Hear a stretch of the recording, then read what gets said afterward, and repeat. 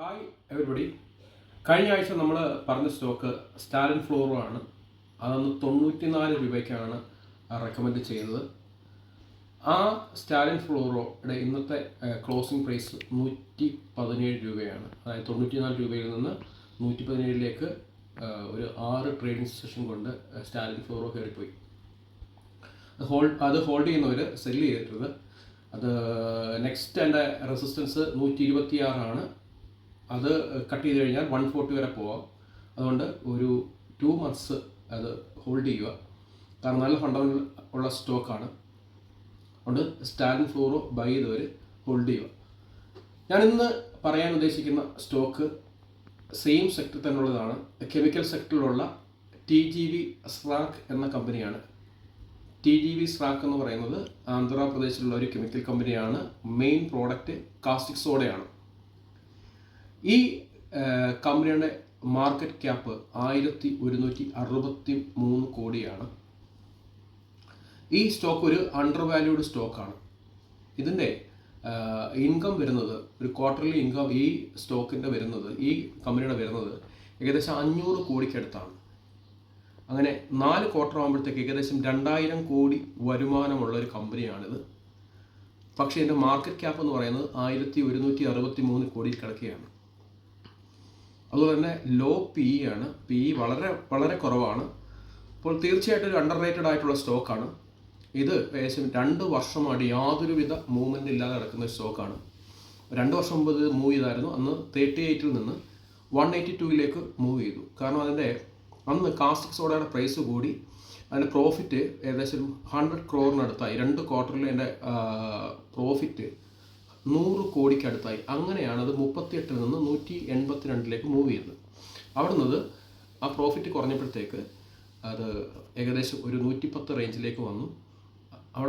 അവിടെ നിന്ന് ഒരു 80 വരെയൊക്കെ പോയി.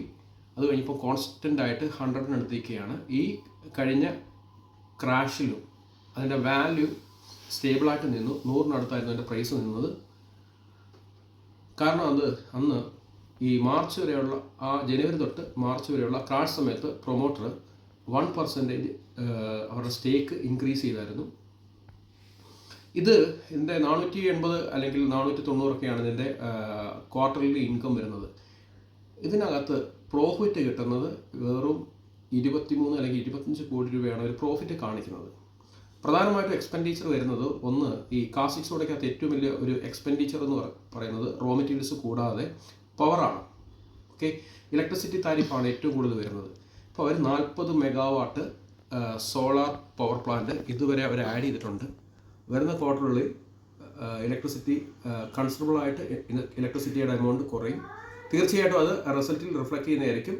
അതുപോലെ ഈ ക്വാർട്ടറിൽ കാസ്റ്റിക് സോഡയുടെ പ്രൈസ് കൺസിഡറബിളായിട്ട് കൂടിയിട്ടുണ്ട്. ഇന്ന് അതിൻ്റെ പ്രൈസ് എക്കാലത്തെയും ഫസ്റ്റ് റെസിസ്റ്റൻസ് ആയ 105 കട്ട് ചെയ്ത് 106.61 ഇത് ക്ലോസ് ചെയ്ത് ഇന്നലെ തൊട്ട് ഇതിനകത്ത് ഒരു മൂവ്മെൻറ്റ് കാണുന്നുണ്ട്. ഈ സ്റ്റോക്കിനകത്ത് വളരെ കാലമായിട്ട് അനങ്ങാതെ കിടക്കുന്ന ഈ സ്റ്റോക്ക് അതിൻ്റെ റിസൾട്ട് എടുക്കാറായിട്ടുണ്ട്.